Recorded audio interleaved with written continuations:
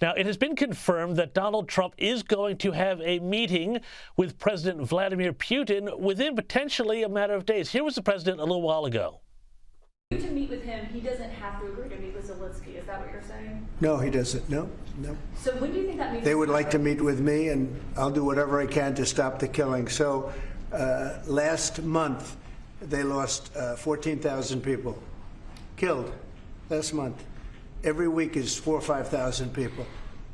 So I don't like long waits. I think it's a shame. And they're mostly soldiers. They're Ukrainian and Russian soldiers, and some people from the cities where, missiles are lobbed in and you'll lose 35, 40 people a night. Mick, how do you think the art of the deal is going to land here with Vladimir Putin? Because I think the two men have slightly different goals here. Trump wants to stop the killing, but I don't think Vladimir Putin cares all that much. What do you reckon? My first takeaway from that clip, James, is, oh my goodness, that is a yellow tie. Holy cow, I've never seen him wear that color before. But anyway, when it comes to Putin, here's the issue, is that I don't think Trump knows how to deal with him. I think he's really frustrated, and I don't say that lightly. Trump is a great negotiator. He is. I mean, he look what he's accomplished in his life through negotiation. He's become president twice now. He's reshaping trade policy around the world because of his negotiating skills. But he doesn't get Putin. And I think it's going to be a real challenge for him. I think he's come to the realization now that Zelensky is not the primary impediment to peace in Ukraine, that it is Putin, for exactly the reason that you just mentioned. Putin wants the war to go on. It's sort of hard to convince someone to end a war that they don't want to end. And keep in mind, you never end a war at the table when one side believes they can still get a better deal in the field. And right now, the Russians still feel like they get a better deal in the field. This is going to take all of his skill. It's going to be the biggest challenge I think he faces in this second term, maybe the biggest challenge he faces in both of his terms. But it's not going to be an easy road for Trump to go. No, I reckon you're right about that, Mick. But also in other news closer to home, Trump has also threatened a federal takeover of Washington, D.C. following the attack on a former Doge worker. He was the guy that he was known as Big Balls, but he was also called Edward Corstein is his real name. He was beaten by a gang of 10 youths in an attempted carjacking, and it's a pretty gruesome photo of the result there, I'm afraid. Tell us about this potential takeover, because I tell you what, Washington, D.C. has been begging for a federal takeover, I think, for decades. I lived there in the 90s, and it was a disaster of governance. I think he's got a great case to take over. But what do you think, Mick? You spent a lot of time in Washington. I do. I was born there. I went to college there. I've actually worked there for the last 15 years. It is a great city, one of the great world cities. And it's really, really struggled, James, especially after COVID. The leadership of the city has really struggled. It's all Democrat. It's all locally elected. And the city is really struggling. They haven't been able to get people to go back to work. Businesses have closed. You walk down streets that used to be vibrant, and now they're boarded up. Safety is a real issue. And that was the case. You remember, I went to school in the 80s. You lived there in the 90s. There were always parts of town you didn't go into. That happens in every big city around the world. This stuff now that is happening in places that ordinary people would consider to be safe, and that is a problem. And Donald Trump is not going to tolerate it. We need to have a capital city that is safe for the citizenry to go visit. We want people to go to Washington, D.C., to see their government in action, to see the museums, to see the natural beauty. And Trump is not going to tolerate this level of crime very much longer. There's only so many things he can do without Congress. But what he will do, I think, what he can do, I think he will, because he's not going to settle for this very much longer.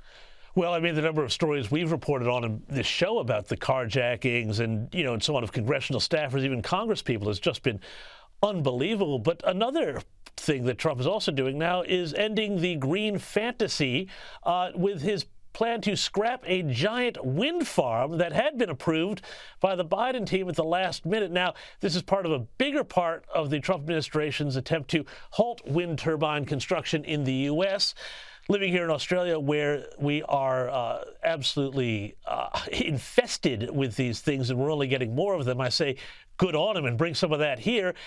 What's the reaction of the energy markets to all of this here? I mean, is the green fantasy just done in the U.S. now?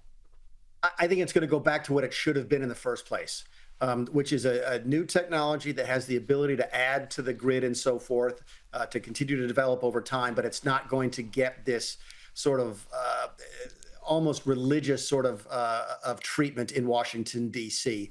You're reading now about the oil companies refocusing again on fossil fuels because that's where the growth is, that's where the action is.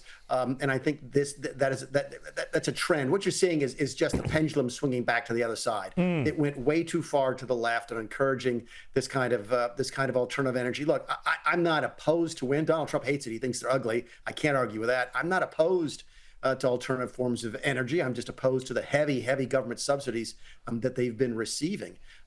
Trump is going to push back really, really hard, and I think you'll see the pendulum swing back to some place. Eventually, we end up at the right place, which is a balance of sort of an all-of-the-above energy policy. Now, finally, speaking of just rebalancing everything here, we've seen another move this week to rebalance where things are made in manufacturing. We've seen tech giant Apple committing to investing $100 million in the U.S. through a new American manufacturing program. Here's a little bit of Donald Trump talking about it. It's $100 billion more than they were originally going to invest. And this is the largest investment Apple has ever made in America and anywhere else. And it's just an honor to have you. As you know, Apple's been an investor in other countries a little bit. I won't say which ones, but a couple. And they're coming home. So does this mean here, Mick, that we're going to start to see our iPhones and things like that made in America now? Is that where this is all going? Yeah, I don't know, James. Maybe I've got a different take on this, but I don't trust Tim Cook. I really don't trust Tim Cook. I've seen him interact with the president before, and part of me is wondering, and if I was still in the White House, this is, after that presentation yesterday, if I was still chief of staff, the door closed, I go to the president and say, look, Mr. President, this is great. It's great news. It is. I hope it works out. I really do. I'm afraid that they might just be telling you what you want to hear. Here's what we need to be doing. Make sure we hold their feet to the fire on this and make sure they follow through. It didn't go lost on me, James, that some of the comments from Apple, from Tim Cook, said that it would take longer than 4 years to get these investments in the ground. That's outside the Trump presidency. It makes me wonder if they're simply sort of playing what we used to call Plan B, which is they plan on being around a long time after Donald Trump is gone.